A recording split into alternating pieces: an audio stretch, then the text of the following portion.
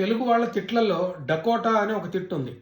'మగధీర' సినిమాలో ఒక heroine బ్రహ్మానందాన్ని Dakota తిడుతుంది అనమాట. అయితే ఈ తిట్టు ఎట్లా వచ్చిందో మీకు తెలుసా? అయితే చూడండి ఇది. నిజాం హైదరాబాద్ రాజ్యంలో దక్కన్ ఎయిర్వేస్ అని ఒక విమానయాన సంస్థ ఉండేది. వాళ్ళు డగ్లస్ ఎయిర్ క్రాఫ్ట్ అనే కంపెనీ వాళ్ళ విమానాలు కొని నడిపారు. ఇది 1945 నుంచే ఉంది అది.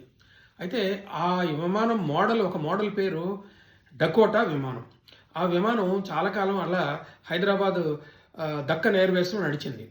నడిచిన తర్వాత 1953లో నెహ్రూ గారు ప్రైవేట్ ఎయిర్లైన్స్ అన్నింటినీ కూడా జాతీయం చేశారు. దాంట్లో భాగంగా ఈ దక్కన్ ఎయిర్వేస్ అన్నది కూడా ఇండియన్ ఎయిర్వేస్లోకి వెళ్ళిపోయింది. కానీ తెలుగులో మాత్రం ఈ డకోటా అనే మాట ముసలోడిని ఎందుకు పనికిరానివాడిని తిట్టడానికి ఈ డకోటా అనే మాటను వాడుతున్నారు. ఈ డకోటా అనే మాట అక్కడి నుంచి వచ్చింది. ఇది ఒక ఎయిర్ క్రాఫ్ట్ మోడల్కి ఒక పేరు. ఓకే.